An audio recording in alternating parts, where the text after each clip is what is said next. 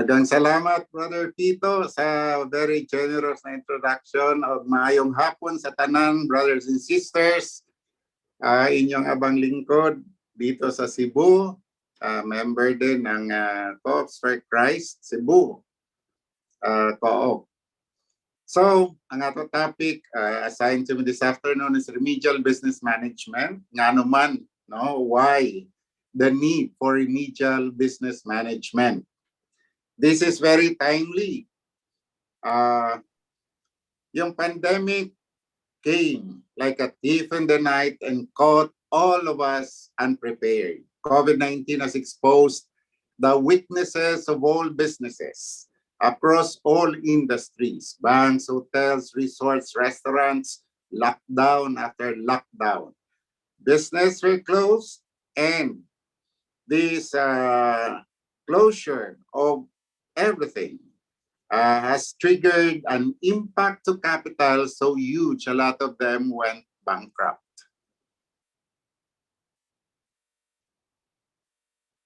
For banks, for example, regulators require that classified accounts shall be provided allowance for credit losses, or we call it reserve.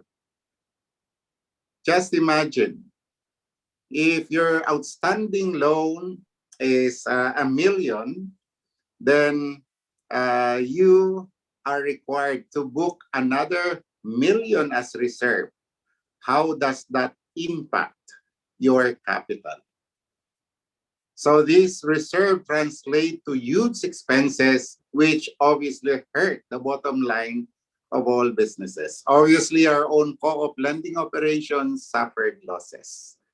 So this is a very timely topic, remedial management. So our objectives include, first, to understand the role of governance, and the second is for us to understand and appreciate remedial actions that the business firm can take when an imminent or actual loss has happened due to the occurrence of some business risks. Next slide, please, JC.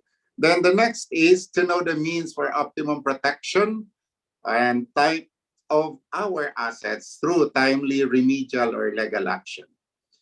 This will also walk us through and familiarize with the ways to recover whole or portion of the principal and interest from the reserve accounts and or write-offs. So as I mentioned, lots of allowance for credit losses were required to be booked, and we hope that this topic would give us some ideas on how to recover a portion of that reserve accounts.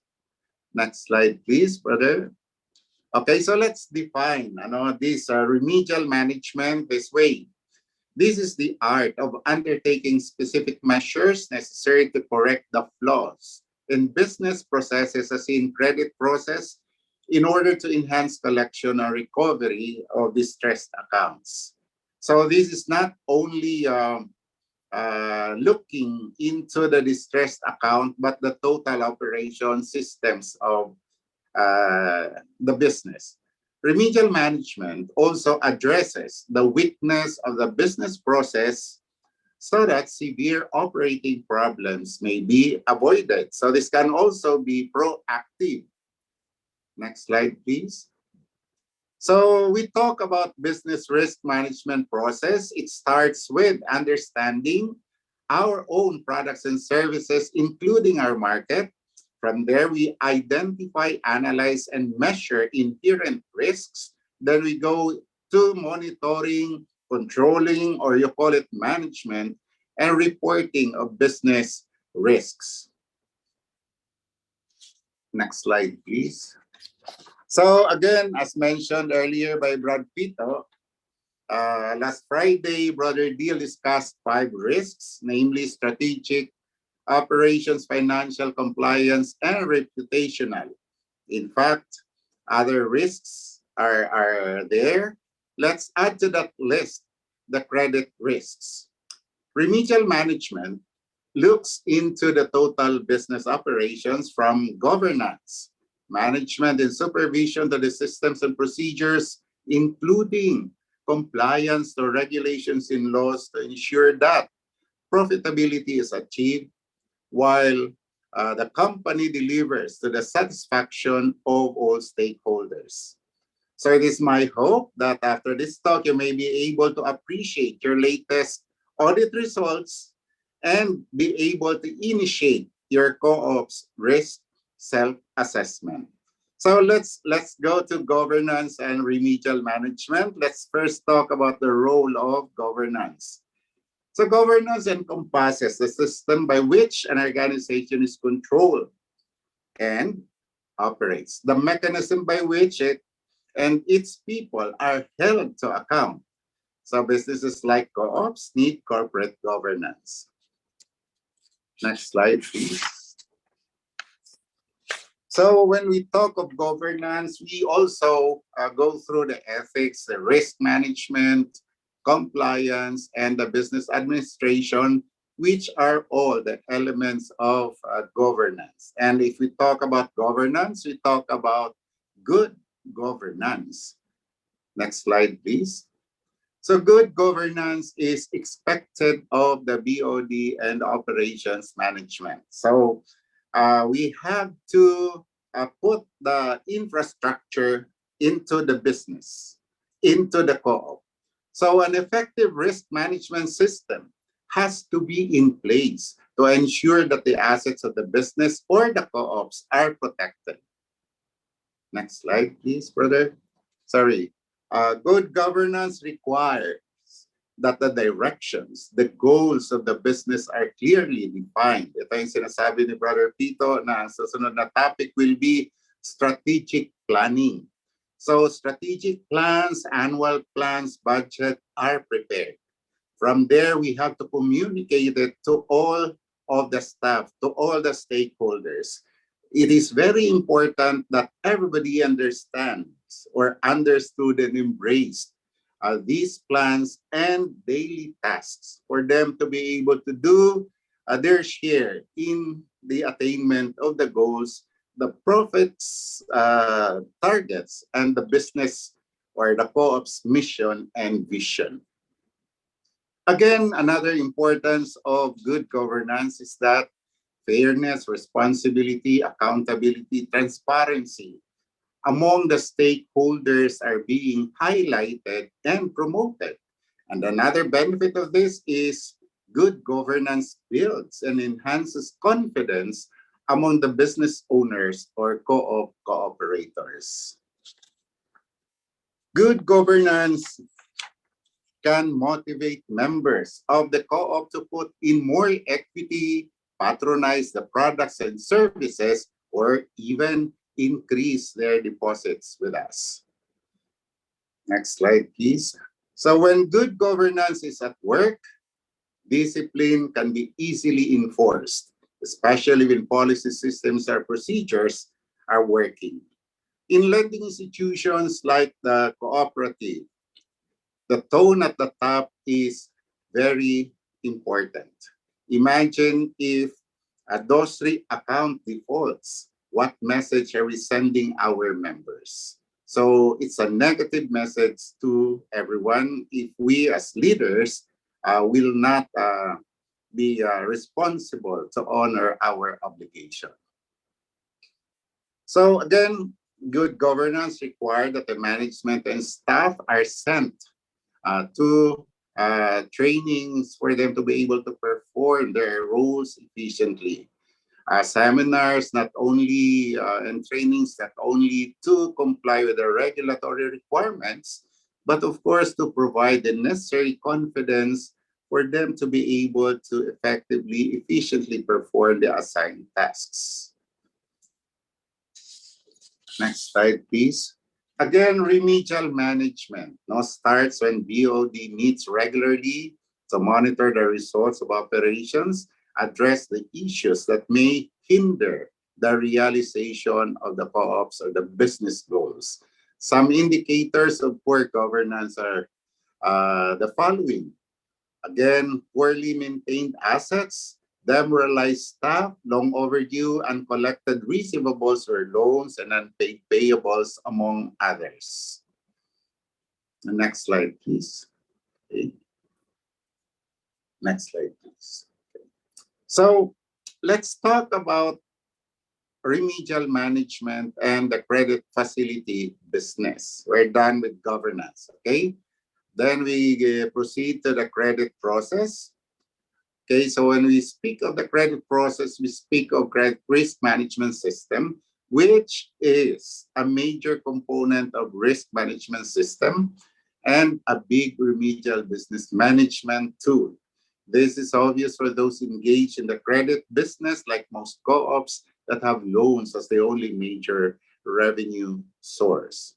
Okay, so when we talk of process, we talk of credit initiation, we talk of evaluation, we talk of the process flow controls.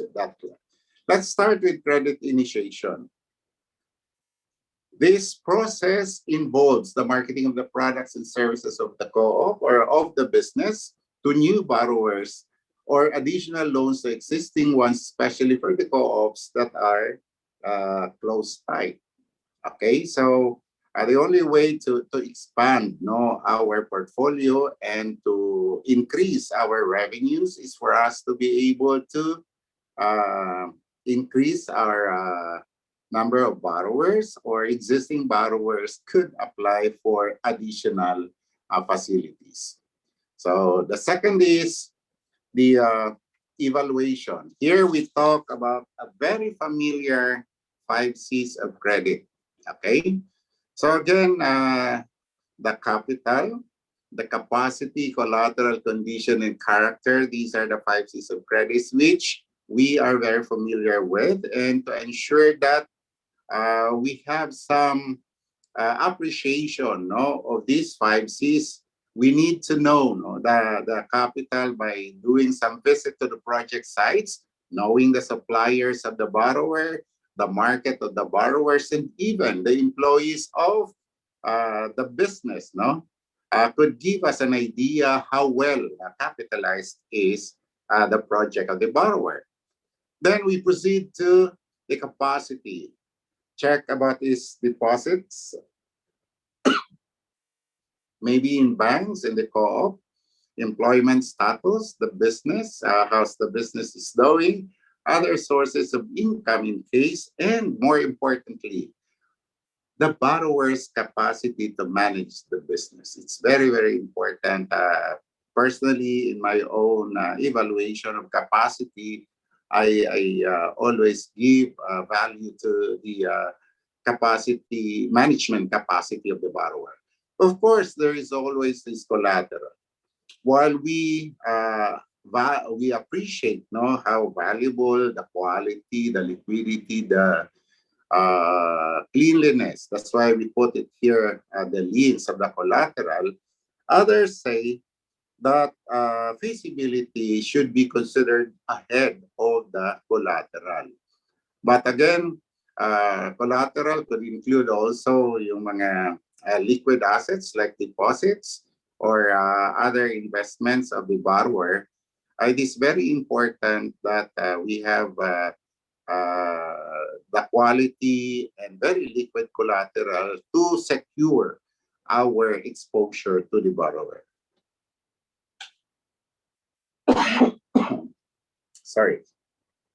Of course, we need also to check the condition of the business, the market outlook, the covenants, suppliers pa rin niya, the industry condition, compliance to regulations, because these are very important, especially if we would like to see the business as a going on concern.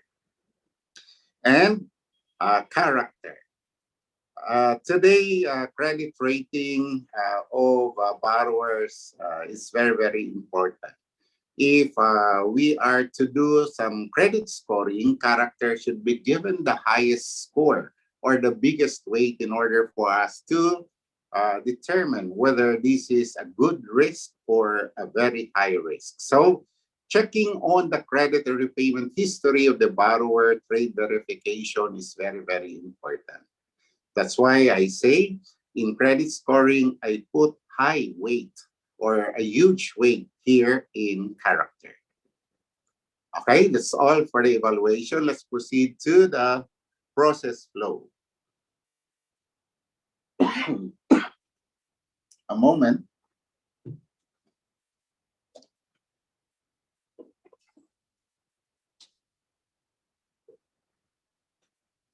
Well, the flow involves the screening of the borrowers, the screening of the documents, and including the security.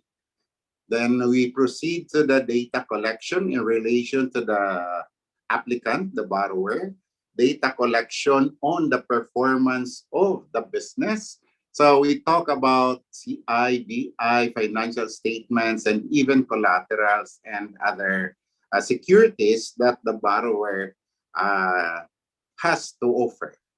Then we go to the all-important risk analysis. Remember, as mentioned by Brother Gil last Friday, we have internal and external risks. Again, as I said earlier, management capability is very, very important.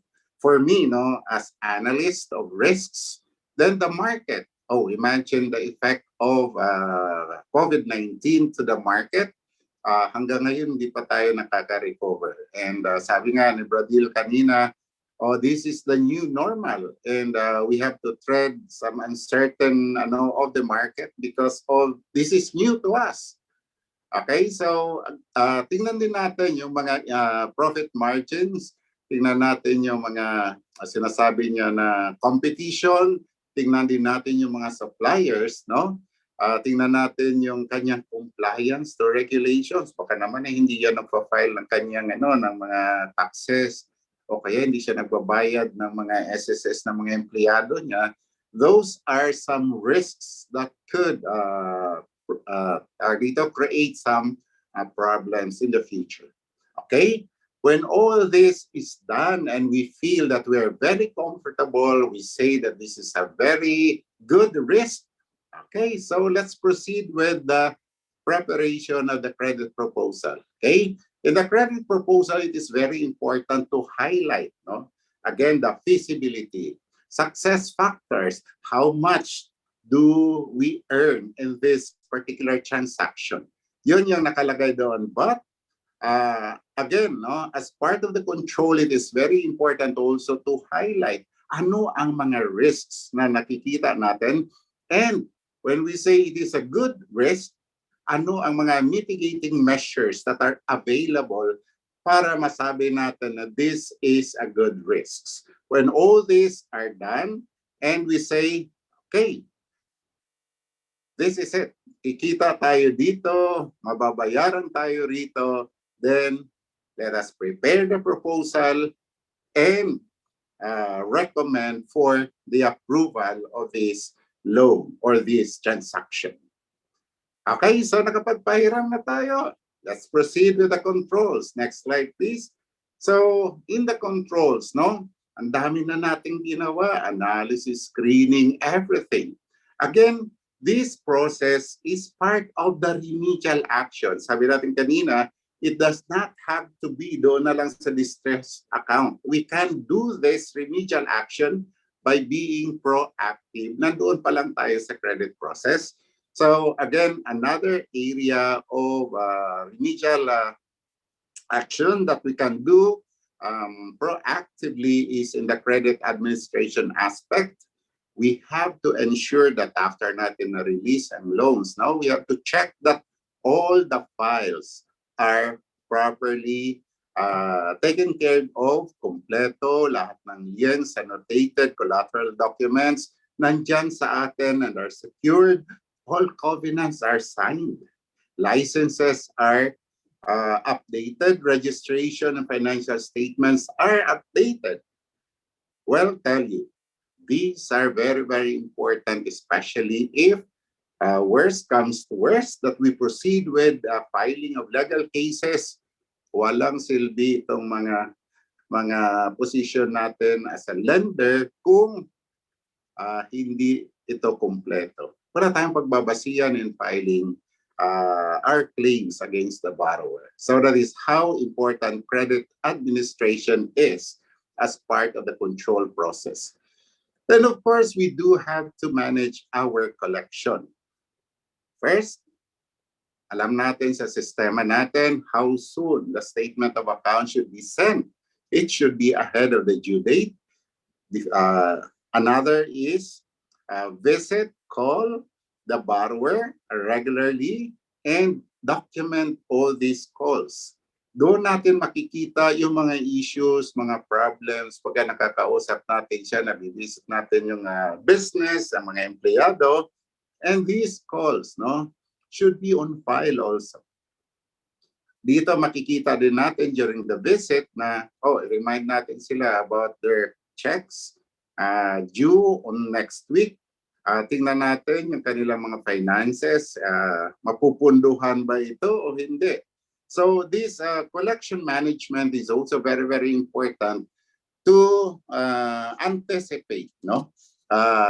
Default, maybe nandyan na pero hindi pa natin alam, baka hindi na niya kayang punduhan ng kanyang mga cheque. So again, these are the activities or the leads towards surfacing potential cases of default.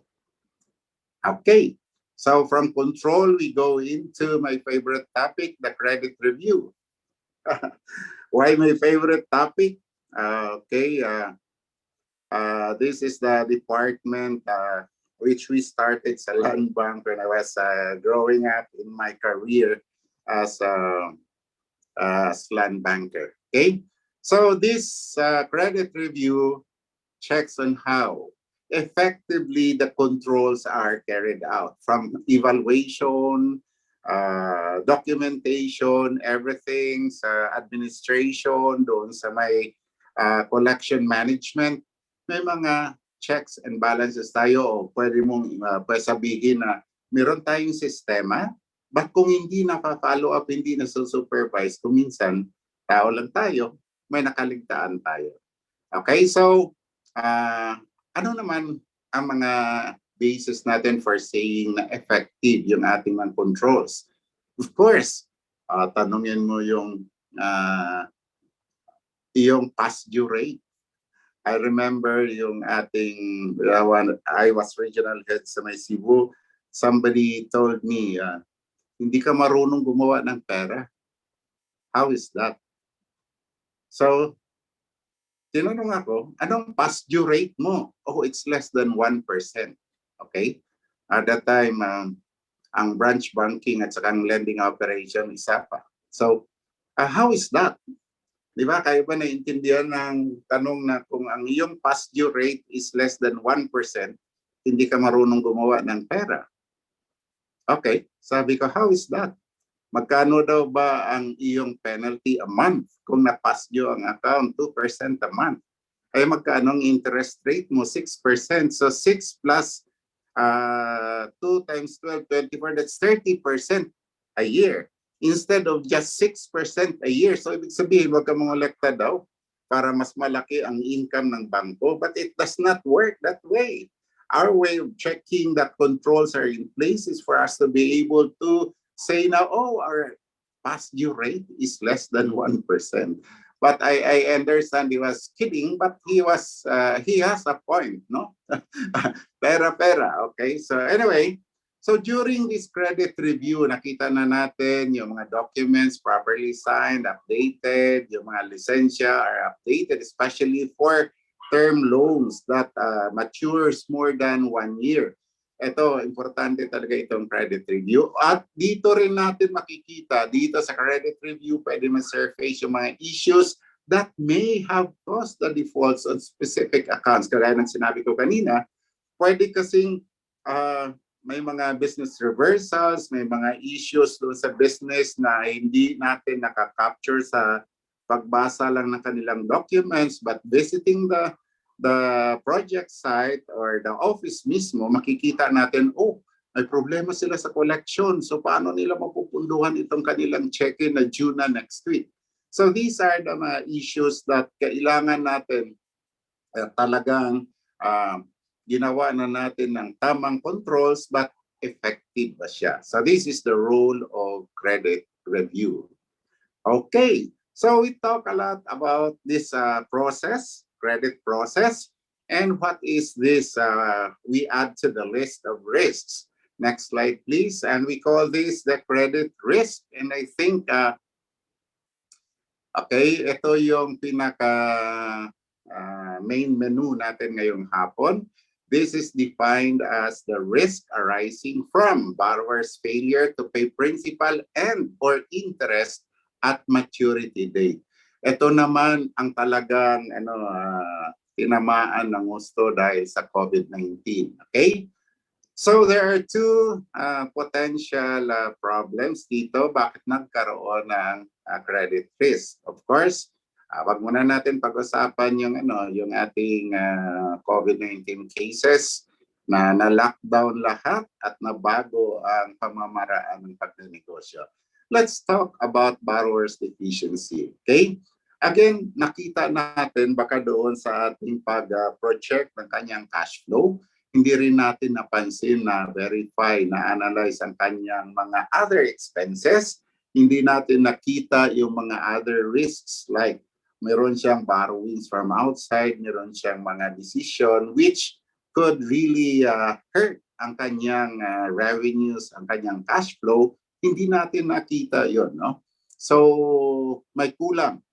Dapat itong borrower's deficiency nito taken care of na ito during the credit evaluation and the credit administration, and the account officer is on top of his account to be able to anticipate this event during his account monitoring. But again, sabi ko nga, we can only do so much even if the supervision is present. Another risk is delivered by operational deficiency. Kaya hindi siya nakakolekta. Again, supervision, monitoring are absent. These are crucial to anticipate operational issues that can lead to default. However, such issues hindi naman napag-uusapan, hindi naman na tinitake up sa meeting, hindi kasi nire-report. That's why, kung hindi siya na-report, hindi siya na-identify, hindi natin napag-usapan, and walang solusyon na ibigay ang management. Okay? So again, MIS reporting is very, very important in risk management because we have to identify, to analyze, to measure the impact, and ano pa bang pwede natin gawin. That's why it is very important na to report the risk in order for the management to be able to plug the gap, so they say. Okay? So these are some of the issues on why defaults happen. Next slide, please. Then of course, dami nating mga controls in place. Okay? So let's talk about the problem recognition. Okay? Kung minsan kasi maraming problema, hindi lang doon lang sa may credit process nag-uumpisa. Okay? So again, high cases of default can be attributed to any or all of the following. Una dyan is the lack of skills or faulty hiring. Again, sabi natin kanina, the infrastructure may be in place, pero ang tao natin, kulang sila sa skills, kulang sila sa training. So kulang din sila sa may knowledge about the work, about the risk. That's why sabi ng kanina, it is very, very important na everybody is at the same page pagdating sa risk awareness. So another is, yung system nato is weak. The credit process, internal controls, marami pang, when we say weak, nandiyan naman siya. But marami pang kulang. At ang mga kulang kung minsan, hindi natin nababantayan until after the problem arises. Another is the weak audits. Again, sabi ko kanina na it is my hope na sana ma-appreciate natin ang latest audit results natin because I always appreciate the mga audit reports, especially in my 32 years with Land Bank, I was assigned to different provinces, different environments. No?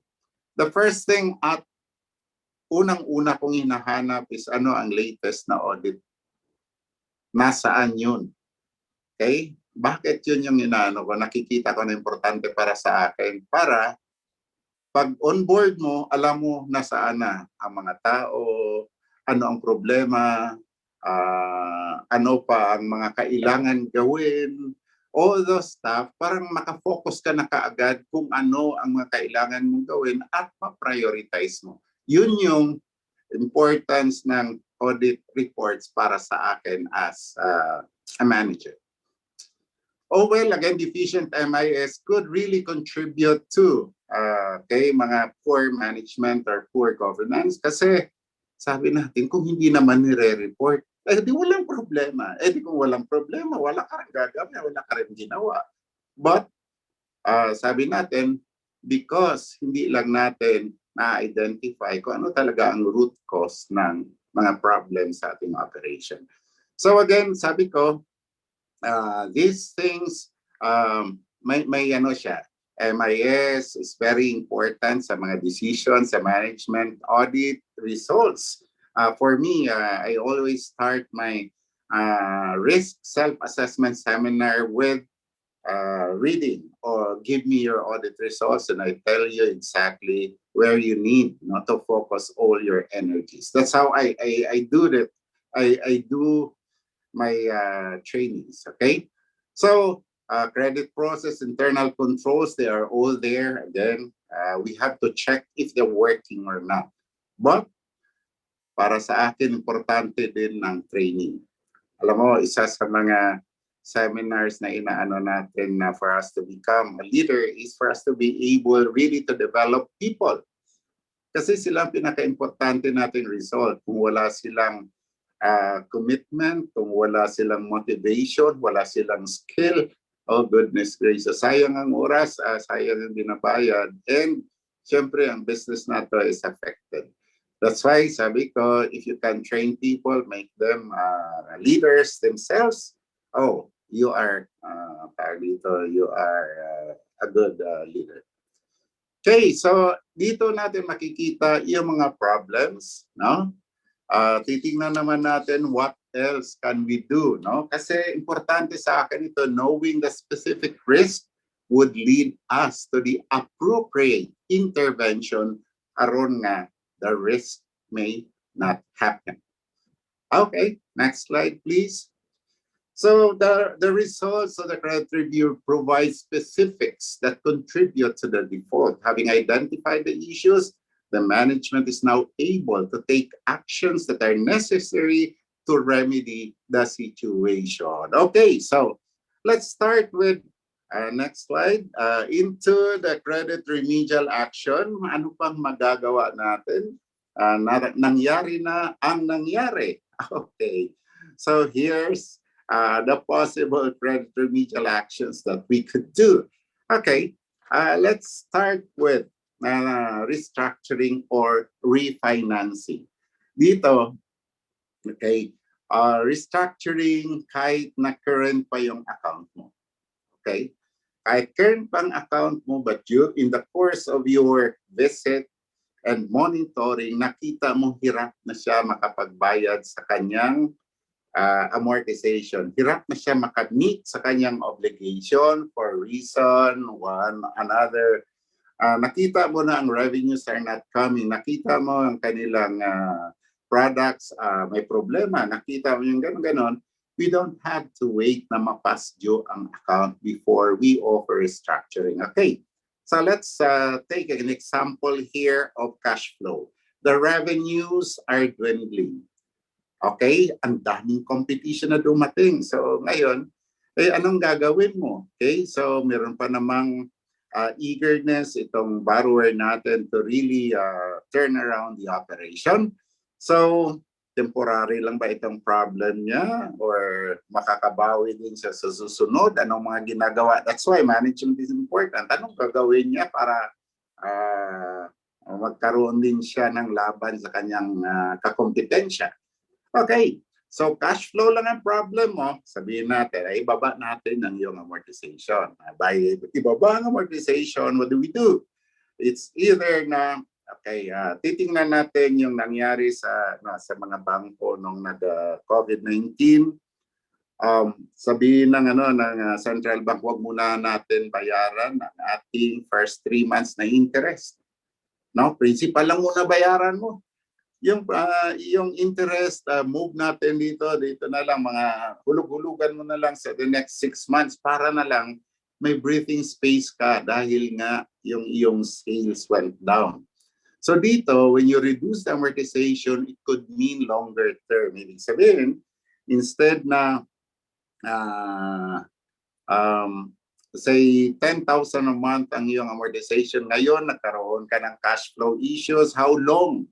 Ito, pag-uusap pa rin ito, negotiation pa rin ito sa borrower. How long will this problem on cash flow would persist? Okay, sabihin mo, in 3 months siguro makakabawi kami.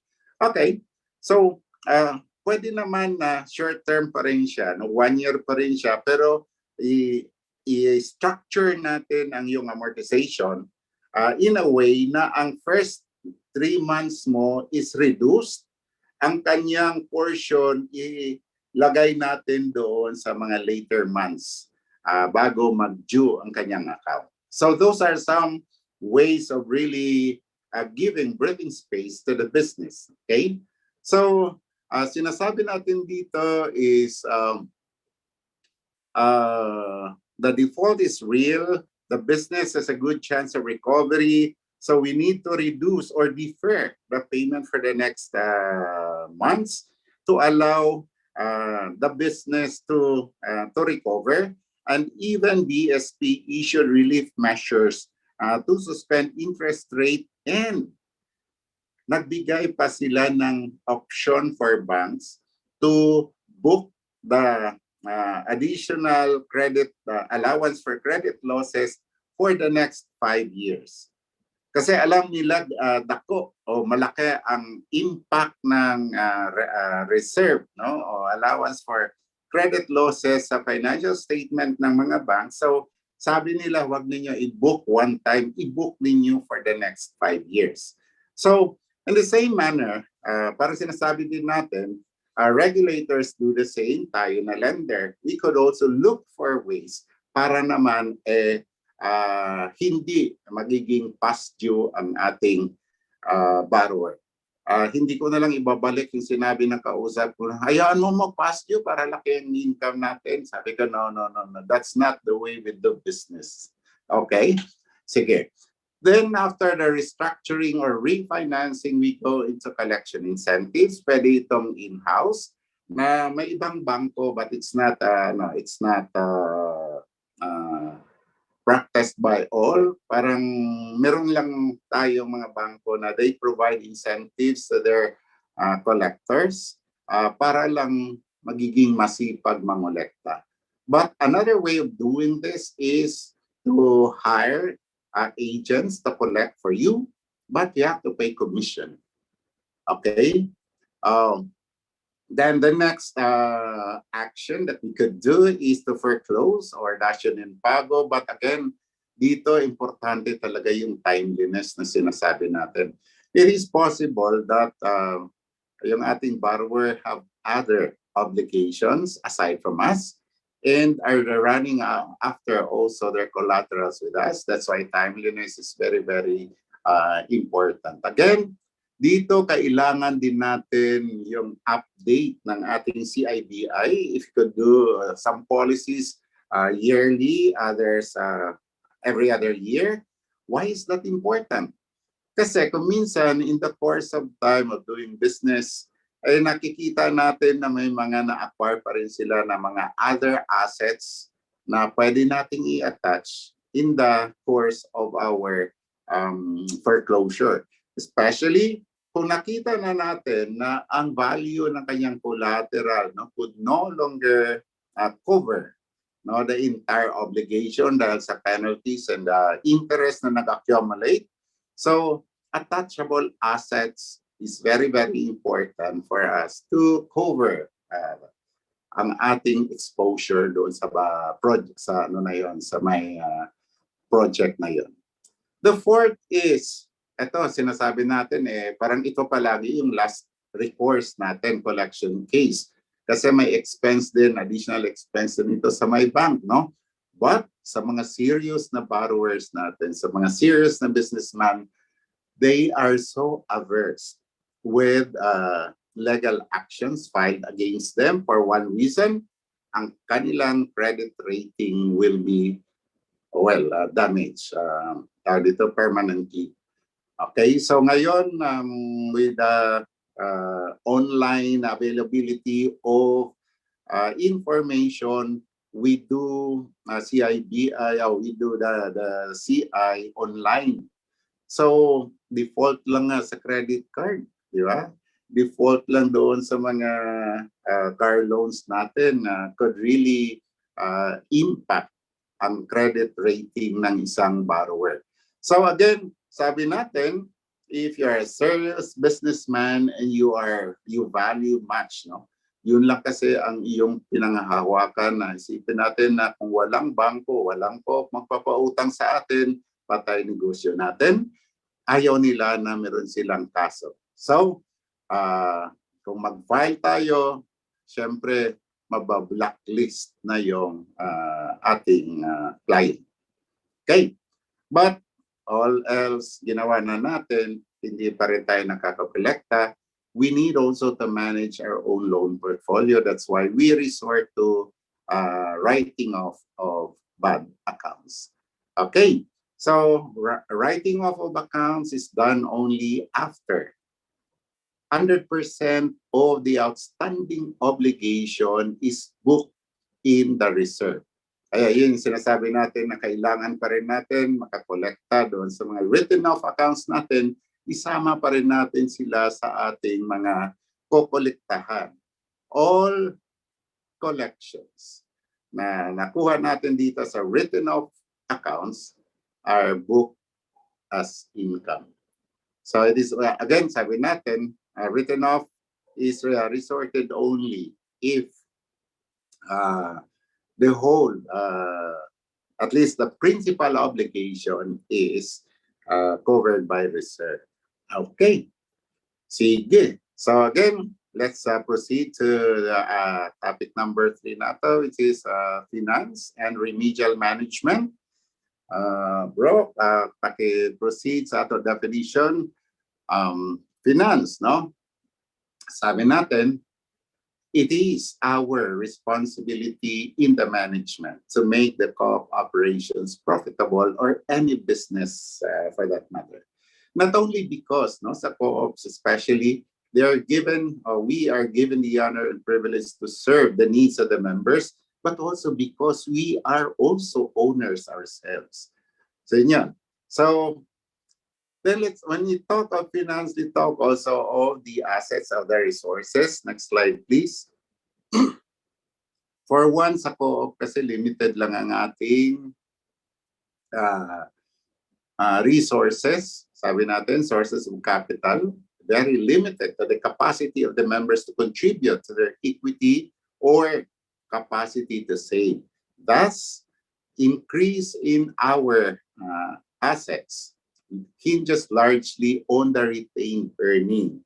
So lalaki lang ang ating capital kung kumikita tayo. But if not, okay, syempre, saan pa yung kukuha ng kanyang additional assets? So some options available to us is depending on your own risk appetite, pwede tayo mag-borrow. Okay. So, na-mention ni Brad Pito na we're doing resource persons sa Land Bank Foundation. The foundation actually provide trainings, capacity buildings for the board and the management of the co-op for free, provided na they are borrowers of Land Bank. Okay? So that's one option na sabi natin, pwede tayo mag-borrow like sa Land Bank. And I'm sure madami na rin mga other banks are offering loans to co-ops. Okay? Another way of raising capital is yung ginagawa natin na offer tayo ng mga high yield deposits. Again, sabi natin, pagka may nakita ka talagang pagpupunduhan, no? So, mag-offer ka ng 7% na interest rate doon sa may special deposit, provided, no? na i-turn around natin yon. Yung mga deposits na yun, na ipapautang talaga natin at kumikita tayo doon, alangan naman ay babayad tayo ng 7% pagkatapos natin nilalagay ang ating pera. Deposit lang natin sa bangko at 0.25% ang interest rate, bad decision. Okay? But if we have projects to finance, which we could say magkaroon pa tayo ng spread ng mga 7%, okay? So pinautang mo siya na ay binigyan mo siya ng special rate na 7%, tapos naipautang mo siya at 14-16%, may spread ka, that's a good way of fund management. Okay, so malapit na tayo. Are you bored? Sige, so next slide please. Okay, so we have to ensure that the bottom line, no, is positive. Okay, so kailangan talaga natin to supervise the day-to-day activities, our operations, i-monitor natin. And a better way of doing this monitoring is through a scorecard. Okay? So, a scorecard, makita natin anong goals natin. Okay? Ano ang profit target natin? Okay, let's do this regularly, every 2 months, every quarter, every semester. Oh, teka muna, nag-exceed tayo rito. Nalayo pa natin, no, ganito. These are the issues na makikita natin kung may scorecard tayo, and malalaman natin, bakit nga pala? Bakit hindi natin nakukuha? Bakit walang nangihiram? Ang dami natin pera, o may magdi-deposit, napatatanggapin ba natin ito? Ang laki ng hinihingi niya na interest rate, pero kasi ipapautang natin, sino? Walang borrower. So these are the issues na pwede nating makita dito sa scorecard, na our expenses dito sa interest rate ng mga depositors natin are high, but hindi natin na ipapautang ang kalahati man lang ng ating high yield deposit. So mga issues na ganito makikita natin dito sa scorecard, and therefore it helps a lot in making decisions, adjustments, and malalaman din natin kung sino yung mga person responsible sa ating mga target na hindi nila nasa-surface. So kung hindi nila nagagawa o hindi pwedeng gawin, okay, balik tayo doon, upo tayo ulit, pag-usapan natin. This is your scorecard working for you. And again, that's all. And maraming salamat sa inyong matyagang pagkikinig, and I hope you can take away something out of the Remedial Business Management that we have I have just presented, and to God be the glory. Daghang salamat, maayong hapon sa lahat.